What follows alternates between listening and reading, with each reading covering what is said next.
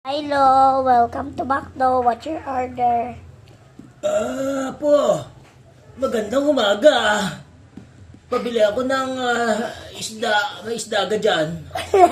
Walang isda. McDo po to, walang isda. Di chicken fillet. Hey. Hindi pala. Chicken nuggets. Yung may kanin, apo Yung may kanin. Chicken nuggets daw yung may kanin. Lagyan mo din ng french fries para sa aking darling na bungi. Wala kasi siyang ngipin. French fries daw. Malaki ha, malaki. Malaki sa apo niyang bungi. At saka bigyan mo kami 2 kape. Wala ka. Meron kape. Meron.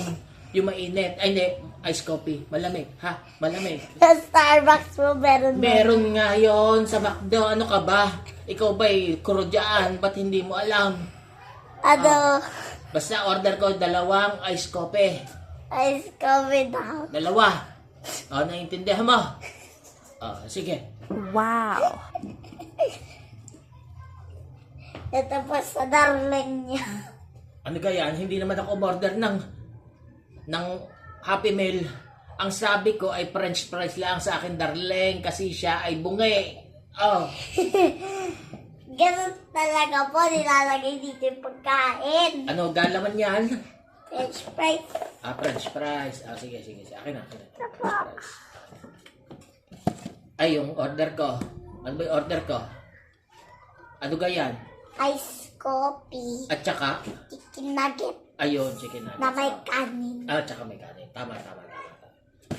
Ito aking bayad. Busog na ako, hindi pa ako nakain. Ano yun? Free tumbler po. Wow. Pwede po sa apo nyo or sa ito. Salamat apo. Yan ay napakabuti mo.